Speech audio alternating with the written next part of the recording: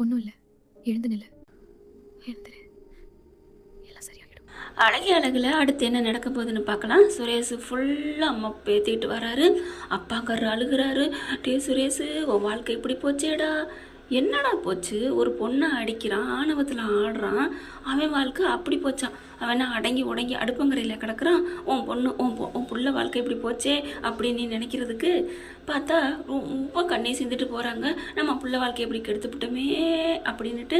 தங்கராஜ் நல்லவனா கெட்டவனான்னு தெரியல, பார்த்து உன் பொண்டாட்டி உன் கைக்குள்ள போட்டுக்க அப்படிங்கிறாரு. நல்லபடியாக போட்டுக்கன்னு இப்போ சொல்கிற நீ, நாளைக்கு இதே சுரேஷ் பொண்டாட்டி பேச்சு கேட்டு உன்னை ஒரு வார்த்தை யாரா நீ என் குடும்பத்தில் தலையிடுறதுக்கு அப்படின்னு கேட்டான்னு வைங்களேன், அட்டடா அன்னைக்கு தாங்க அழகு ஃபேன்ஸுக்கு எல்லாருக்கும் தீபாவளி பொங்க அப்படின்னு தாங்க சொல்லணும். ஆனால் மாமியார் இருக்கே எப்படி தான் தனக்கு சாதகமாகவே பதில அப்படியே வச்சுருக்காங்க ரெடிமேடாக. என்ன சொன்னால் அவன் பொண்டாட்டியாக குடும்பம் நடத்தலான்னு பேசுகிறதுல தப்பு என்ன இருக்குது? வாய்க்கு வை பேசிக்கிட்டே இருக்கான். அவனை கோபத்தை சீண்டுனான், அதனால தான் அடிச்சுவிட்டேன், அப்படி சின்னதாக சொன்ன மாதிரி அடிச்சுவிட்டேன். அதுக்கு பதிலுக்கு அடிச்சுக்கிட்டா இப்படி ஒரு பொம்பளை, ஐயோ அவள் வேணவே வேணாம் ஊன்னு. ஐயோ அம்மா, எனக்கு அந்த மாமியாரை பார்த்தாலே மாங்குன்னு தூக்கி போட்டு நங்கு நகடின்னு மிதிக்கணும் போலே தோணுதுங்க. ஐயோயோ, இப்போ எல்லாம் சமாதானம் முடிஞ்சு போயிருதுங்க. 3 பெண்களும் வாட்ஸ்அப்பில் பேசிக்கிறாங்க, நாங்கள் இருக்கோம் அப்படின்னு. ரேவதி என்ன சூப்பருங்க, என்னால் முடியாத டீப் பண்ணப்பாரு அப்படின்ட்டு.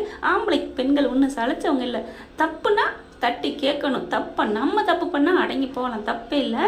நம்ம மலரும் இன்னைக்கு நான் இருக்கேன், நீ கவலைப்படாமல் நிம்மதியாக தூங்கு அப்படிலாம் சொல்லி வைக்கிறாங்க.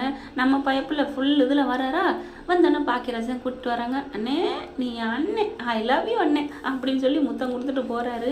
அதுக்கப்புறம் பாக்கியராஜ் பார்க்குறாங்க, டேய் இன்னைக்கு நீ ரூம்குள்ளே போவேணாம் அப்படின்னு சொல்ல. என்னது ரூம்குள்ளே போவேணாம்மா? அப்புறம் நான் எங்கேயும் படுக்கிறது? நீ இங்கே சோஃபாலே படுத்துக்க வேணாம் சுரேஷ், அங்கே போவேணாம், நீனே நில தடுமாறி போய் நிற்கிற. அதெல்லாம் முடியாது, நான் அவ்வளோதான் போய் படுப்பேன். என்னடா சொன்னால் கேளுடா, இல்லையா நீ ஏன் ரூமில் வந்து படுத்துக்க, பிள்ளைங்கெல்லாம் இருக்குது, புள்ள இருக்குது, அண்ணி, அதெல்லாம் தூக்கத்தை கெடுக்கப்படாது, நீ போனேன் நான் அப்படிங்கிற. நீ எங்கடா படுக்கிற? சரி நீ அண்ணன் சொல்கிறத நான் கேட்குறேன், நான் இங்கே சோஃபாவில் படுத்துக்கிறேன் போதுமா அப்படின்னு சொல்ல.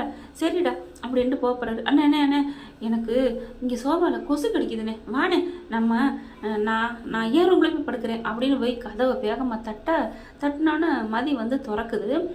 பாக்கியராஜ் இவங்க நிற்கிறாங்க. அப்படின்னு கையை மூக்குக்கிட்ட வச்சு வாடை வருது இல்லையா, ஒரு மாதிரியா பார்க்குறாங்க. ஒன்றும் இல்லைப்பா, டேய் நீ வாடா, இங்கே படுக்கக்கூடாது, இப்போ தான்டா சொன்னேன் அப்படின்னு சொல்லிட்டு பிடிச்சி இழுத்துக்கிட்டே சோபாவில் கொண்டே போடுறாங்க. என்னடா சத்தம் அப்படின்னு ஆத்தாக்கறி வர்றா. டேய் என்னடா அம்மா, ஃபுல் தான் இருக்கேம்மா, வேணாம்மா உள்ளுக்கெல்லாம் படுக்க வேணாம், சும்மாவே ஏதாவது பண்ணுறேன், இவன் உள்ளுக்கு போயிட்டு குரங்கு சட்டை பண்ணேன்னா மறுபடியும் சுரேஷு கண்ணன் தான் பழுக்கும். ஐயோ டே சுரேஷு நீ வாடா, நான் அம்மா ரூமில் வந்து படுத்துக்கோ. அதெல்லாம் வேணாம், நான் ஏன் ரூமில் தான் படுப்பேன். மதி அப்படியே பார்த்துட்டே இருக்குங்க. பாவங்க, அது என்னதாங்க பண்ணும். இப்போ நான் உண்மையிலே ஆணவத்தில் ஆடும், பயங்கரமான போர்க்கொடி தூக்கும் அப்படி இப்படிலாம் நினச்சேங்க. அது போல் அமைதியாக தாங்க போகுது. பாவம் மதியை போட்டு இப்படி படுத்து எடுக்கிறாங்க. உலகத்துலேயே இல்லாத பொம்பளையா இவ கூட எவனுமே வாழ முடியாதான். டே சுரேஷ், உன்ன மாதிரி எவ்வளையும் நான் இந்த மாதிரி நான் பார்த்ததே இல்லை, உன்ன மாதிரி ஒரு தங்கமான பொண்ணு, நீ தான் எனக்கு ஏற்ற மண்ணுக்கேற்ற பொண்ணு அப்படின்னு நீ சொல்கிற, உன் வாயால் சொல்கிற காலம் வருண்டி மதியை பற்றி புரிஞ்சுக்கிட்டு அப்படி தானங்க சொல்லணும்னு தோணுது.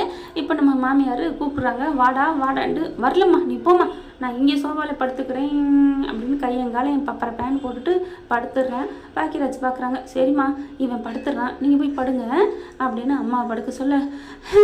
என் பிள்ள வாழ்க்கை எப்படி போச்சே, அவன் ரூமில் தவிர எங்கேயும் படுக்க மாட்டானே, என் நேரம் ஆனாலும் டியூட்டியில் கூட முடிச்சுட்டு வந்து அவன் ரூமில் தானே படுப்பான், இப்படி ஆக்கிவிட்டாலே படுவாவி அப்படின்னு சொல்லிட்டு நிமிந்து மதியை பார்க்க. மதி இப்படியே பார்த்துட்ருக்கு. பார்க்குறத உன்னெல்லாம் நீலாம் நல்லாவே இருக்க மாட்டே அப்படியே பார்க்குறாங்க. அந்த சாஞ்சிக்கிட்டு இருக்காங்க நிலப்படியில். அப்படியே நிமிர்ந்தோன்னே ஐயோ நிமிர்றாளே, கையை லைட்டாக தாங்க கொசுக்கடியில் அப்படி தட்டுறாங்க. கையை தூக்குறாளே, நம்மளை ஏதாவது அடிச்சிருவாளோ. வேணாம் நம்ம இங்கே இருக்க வேணாம். சரி பாக்கியராஜ் நீ போய் தூங்கு, சுரேஷ் நீ படுத்துக்கோ. பாக்கியராஜ் நீ நான் பக்கத்தில் உன் தம்பிக்கு துணையா பக்கத்தில் வாய் வச்சு படுத்துக்கிறியா? பார்க்குறாங்க.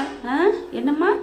இல்லைடா உன் தம்பிக்கு நீ இல்லைன்னா யாரா, நம்ம தானடா நம்ம பிள்ளைக்கு இருக்கிறோம் அப்படி இப்படி சொல்ல. அதாம்மா கூட்டிகிட்டு போய் நான் தூக்கிட்டு வரவா, உங்கள் ரூமில் போடவா கட்டல? இல்லை அவன் இங்கே தான் படுக்கிறது அவனுக்கு பிடிச்சிருக்குங்கிறேன், படுத்துக்கட்டும். அப்போ கொஞ்ச நேரத்துக்கு முன்னாடி சொன்னீங்க அம்மா இருக்கேன் வாடா என் ரூமுக்குன்னு. அது டே விட்றா, அவனே படுத்துட்டான். நீங்கள் படுத்தாலும் சரி படுக்காடியும் சரி என்ன ஆளை விடு. அம்மாடியோ நான் இவன் வந்து படுத்தா நான் தரையிலையா படுக்கிறது அப்படின்னு ஓடுது. எல்லாம் வாய்ச்ச விடால தான். இப்போ சுரேஷ்கிட்ட கொஞ்ச நேரம் உட்காந்துருக்காரு. அப்படியே கண்ணை மூடி தூங்க. சரி தூங்கிட்டான். மதி நீ போய் தூங்குமா, நாங்கள் போய் தூங்குறோம். சரி அப்படின்னு போகிறாங்க. அதுக்கப்புறம் மலர்கிட்ட போயிட்டு என்னங்க என்ன பிரச்சனை, புள்ள மடியில் தூங்கியிருக்கோம், நான் வர முடியல. ஒன்றும் இல்லை, நல்லா ஃபுல் போதையில் வந்திருக்காரு, என்ன பண்ணுறதுனே தெரியல. யார் சுரேஷா? ஆமாம் சுரேஷ் தான், வேற யாரு? ஐயோ என்னங்க பண்ணி வச்சிருக்கான், இப்போ எங்கே அப்படிங்கிறாங்க. அவன் சோபாவில் தான் படுத்துக்கிறான். சரி விடு, அவன் தூங்கிட்டான். அம்மாவையும் போய் படுக்க சொல்லியாச்சு, மதியம் தூங்க சொல்லியாச்சு. அம்மா ரூமில் படுக்க சொல்லிக்கலாம்ல. இவன் ஏதாவது பிரச்சனை பண்ணிட்டானா? ஐயா அவன் மட்டை ஆயிட்டாமா, இனிமேலாம் எந்திரிக்க மாட்டான்.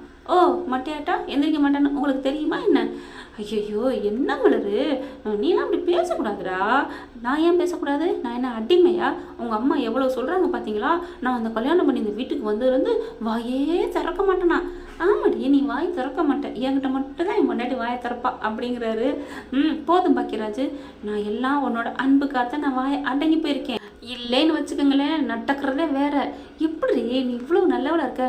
ஏன் நான் நல்லவனா அப்போ மதி கெட்டவளா? மதி கெட்டவளா? ஐயோ அப்பெல்லாம் சொல்லலை. அவள் போர்க்கொடி தூக்குறாள், அந்த மாதிரிலாம் நீ தூக்கலையே, அதுதான் கேட்டேன்.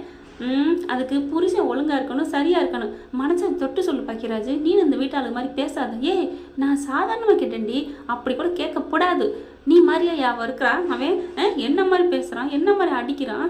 ஒரு பார்வை நீ தப்பாக பார்த்துருப்பீங்களா, கோமா பார்த்துருப்பீங்களா? ஏண்டா நம்ம 2 பேரையும் அவங்களையும் கம்பேர் பண்ணலாமா?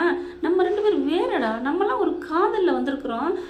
7 தவம் இருந்து கல்யாணம் பண்ணி நம்ம எப்படி என்னென்ன தடைகளை 7 தடைகளை தாண்டி வந்த மாதிரி நம்ம கல்யாணம் பண்ணி வாழ்ந்துருக்கோம்.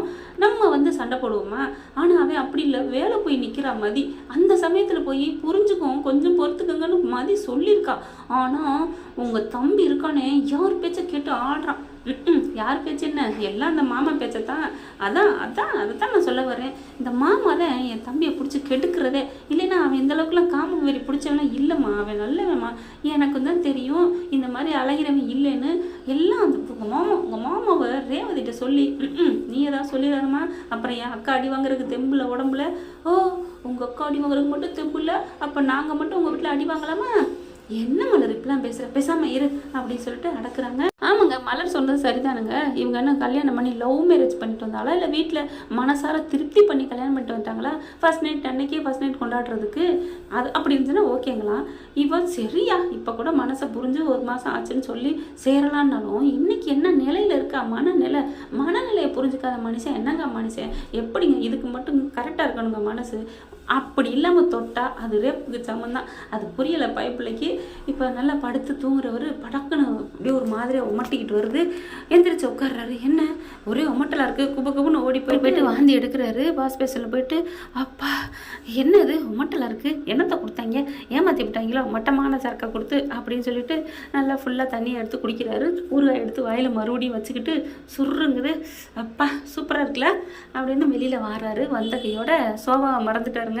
வீட்டுக்குள்ளே போகிறாரு. மதிப்பில் தாப்பா போட்டு படுத்துருக்கலாம், சும்மா போய் படுத்துறது சாத்தின வாக்கில் கதவை திறந்துட்டு உள்ளார போகிறாரு. போனால் மதி படுத்துருக்கு, தூங்கிக்கிட்டு இருக்கு. அப்படியே போயிட்டு கட்டில் போய் உட்கார்றாரு. உட்காந்தானே மதி இப்படி பார்க்குது. பார்த்தோன்னே அப்படியே போதையில் இருக்காரா, சப்புன்னு அரைஞ்சதை நினச்சி பார்க்குறாரு. அதாவது தான் அரைஞ்சதை நினைக்கிறாரு. அடிச்சுக்கிட்டோமோ பாவமோ, தெரியாமல் அடிச்சிட்டோம். பொண்டாட்டி அடிக்கக்கூடாது தானே சொல்லியிருக்காங்க நிறைய இடத்துல. நம்மளே போய் பஞ்சாயத்து பண்ணியிருக்கிறோம், ஏன்டா பொண்டாட்டி அடிக்கிறீங்கன்னு. நம்ம அடித்தது தப்பு. அதாவது ஃபுல் போதையில் இருக்கிறதுனால மனசார தப்புன்னு நினைக்கிறான். அவன் மட்டும் என்னை அடிக்கலாமா, ஏண்டா சுரேஷ் சொல்கிறா அப்படின்னு தனக்கு தானே பேசிக்கிறாரு. இப்போ என்ன பண்ணுறது, நாளைக்கு எந்திரிச்சோன்னா மதி மன்னிச்சுக்கோ அப்படின்னு மன்னிப்பு கேட்போமா? மன்னிப்பு கேட்டாலும் திட்டுவாளே. சரி நம்ம போய் தாப்பாலை போட்டு வருமா, தாப்பாலை போட எந்திரிக்க முடியலையே அப்படின்னு புலம்பிகிட்டே இருக்கிறேன். மதி முழிச்சிடுறாங்க. முழிச்ச கடை அப்படி பார்க்க இவர் புலம்பிக்கிட்டு இருக்கிறதே எனக்கு தெரியுது. இவன் என்னத்தை பேசிக்கிட்டு அப்படின்னு கண்ணை முடிக்கிறாங்க. தன்னை தானே புலம்பிக்கிட்டு இருக்காரா திட்டிக்கிட்டு, நான் தப்பு பண்ணிட்டேடா, பாவம்டா, அந்த பிள்ளைய வேலை முடிஞ்சு போயிருக்கு, அதை போயிட்டு உன் மாமன் பேச்சை கேட்டுட்டு உன் மாமன் சொன்னான் மச்சான் சொன்னான்னு வா வாழ்க்கையை தொடங்குவோன்னு கூப்பிடையில அவள் மாட்டேன்னு சொன்னால, அப்பாவது நீ விட்டுட்டு போயிருக்கணும்டா சுரேஷ், பாவம்டா மதி, மதி என்னை மன்னிச்சுக்க மதி, என்னடா இப்படி பண்ணீங்க, டே சுரேஷ் உன் வாழ்க்கையில் உன் மாமன் கும்மி அடிச்சிட்டான்டா, பாவமாக இருக்கு மதியை பார்க்கல, ஐயோ நான் அடிச்சு விட்டனே என்னை மன்னிச்சிரு அப்படின்னு காலை போய் தொடுறாருங்க. மதிக்கே ஒரு மாதிரி ஆகுது, இவ்வளோ ஃபீல் பண்ணி பேசுகிறாரு, இதுதான் உள் மனசில் இருக்கிற வர்ற வார்த்தையா, அப்போ நல்லவன் தானா அப்படிங்கிற மாதிரி இப்படி நிமிடுறாங்க. மன்னிச்சிரு மதி மன்னிச்சிரு அப்படிங்கல எந்திரிச்சு உட்காடுறாங்க. காலை இவர் பிடிச்சிக்கிட்டே விடலை, காலை விடுங்க கொஞ்சம் அப்படின்னு சொல்லலை. ஏன் மதி நான் தெரியாமல் தொட்டேன், நான் தொட்டது தப்பெல்லாம் நான் சொல்லலைங்க. மதி நீயா பேசுறது, ஏன் நான் தான் பேசுகிறேன், இந்நேரம் காலை தொட்டதுக்கு ஒரு உதச்சிருப்ப அடிச்சிருப்ப எப்படி அப்படிங்கிறாங்க. அப்பெல்லாம் ஒன்றும் இல்லை, நான் சும்மாலாம் சண்டை போட மாட்டேன், நீங்கள் ஏன் காலை பிடிச்சிட்டு போய் படுங்க, உள்ளுக்க வந்தா நீ திட்டுவ நான் போய் அடிப்பேன் அப்படின்னு எங்கள் அம்மா என் அண்ணன் எல்லாரும் வெளியில் படுக்க சொன்னாங்க தெரியுமா, எல்லாம் ஞாபகம் இருக்குங்க, பாதி எடுத்துட்டார்ல வெளியில், அதனால கொஞ்சம் ஞாபகம் வருது. இப்போ நல்லபடியாக பேசுகிறதும் பாதி உள்ளார இருக்கேன், அதனால தான் இப்போ பார்த்தா பரவாயில்லைங்க ஒன்றும் இல்லை நீங்கள் படுங்க அப்படிங்கிறாங்க. நான் ஃபுல் போதையில் இருக்கேன், நான் வெளில போய் படுத்துக்கிட்டா, பரவாயில்ல நீங்கள் கட்டிலே படுத்துக்கோங்க, என்னை மன்னிச்சிருமதின்னு காலை பிடிச்சி அழுகிறாரு. கால் அப்படியே அந்த காலில் நெத்தியை வச்சு என்னை மன்னிச்சிரு அழுக, ஒன்றும் பரவாயில்ல எடுங்க எந்திரிங்க அப்படின்னு தலையை கோதி விடுறாங்க. நிமிர்ந்து பார்க்குறாரு. நீயா மதி, நான் உன்னை அடிச்சிட்டு மதி, நீயா என்னட்டு தலையை கோதி விடுற, ஆறுதல் சொல்கிற, பரவாயில்ல விடுங்க, 2 பேருமே அடிச்சுக்கிட்டோம் தானே, தப்பு தானே, புரிஞ்சுக்கிட்டு வாழ்வோமே, ப்ளீஸ் என்னை புரிஞ்சுக்கோங்க, நான் நல்லபடியாக வாழ்வேன், உங்களுக்கு நல்ல ஏற்ற பொண்டாட்டியாக வருவேன் ப்ளீஸ் அப்படின்னு கெஞ்ச, பரவாயில்லையே நல்லா பேசுகிறாளே, மாமா நல்லா அன்பா இருன்னு சொன்னார், நான் இப்போ நடிக்கவெல்லாம் இல்லை, ஆனாலும் நல்லா பேசுகிறா, என்னை மன்னிச்சிரு, நான் வெளியிலே போய் படுத்துக்கிறேன், இல்லை வேணாம் படுங்க. மதி எவ்வளோ கெஞ்சுறாங்க, முடியாதுன்னு சொல்லிட்டு கிளம்ப போயில கையை பிடிக்கிறாங்க. பரவாயில்லைங்க படுத்துக்கோங்க, வெளியில் போவேணாம். அப்படியே பார்க்குறாரு, கையை தொட்டோன்னே ஒரு மாதிரி ஆகுது சுரேஷுக்கு, போதை அடித்தது எல்லாம் கீழே போயிடுச்சு. அப்படியே அவருக்கு ஒரு மாதிரி சிலுத்துக்குதுங்க உடம்பு. படுவாங்க, சரி நான் படுக்கலாம்ல, அப்புறம் நீ என்னை அடிச்சிட மாட்டியே, ஐயோ அடிக்க மாட்டேன், அங்கிட்டு போய் படுங்க அப்படின்னு படுக்க வைக்கிறாங்க. போர்வையெல்லாம் எடுத்து போற்றி விட்டு படுத்துக்குங்க. அப்படியே பார்த்துக்கிட்டே இருக்காங்க மதி. இவனை எப்படி சேர்த்துக்கிறது, நல்லவனா கெட்டவனா புரியலையே அப்படின்னு. மதி கூடிய சீக்கிரம் சுரேஷ் இந்த மாதிரி மனசு திருந்தி நல்லபடியாக வந்து நம்ம மதி அவங்கள பார்த்து சொன்னால் நல்லா இருக்கும்ல பார்க்கவே. இது நம்மளோட ஆசை தான், கற்பனை தான். இதே மாதிரி கதையை கொண்டு வருவாங்க நம்பி இந்த கதையை முடிச்சுக்கிறேன். இந்த கதை உங்களுக்கு பிடிச்சிருந்துச்சுன்னா உங்கள் பொண்ணான கையால் ஒரு லைக்கை போட்டு சப்ஸ்கிரைப் பண்ணி ஆதரவு கொடுங்க அன்பு உறவுகளே. Thank you friends. இந்த வீடியோ உங்களுக்கு பிடிச்சிருந்தா தயவு செய்து லைக் பண்ணுங்க. இன்னும் அப்டேட்ஸ்க்காக சேனலை சப்ஸ்கிரைப் பண்ண மறக்காதீங்க. நம்ம கிட்ட இருக்க எல்லா சேனல்ஸோட லேட்டஸ்ட் வீடியோ அப்டேட்ஸ்க்காக மேல ரைட் சைடுல காட்டுற லிங்கை கிளிக் பண்ணி வாட்ஸ்அப் குரூப்ல ஜாயின் பண்ணுங்க. உங்களிடம் விடைபெறுவது நான் உங்கள் மெஹர்.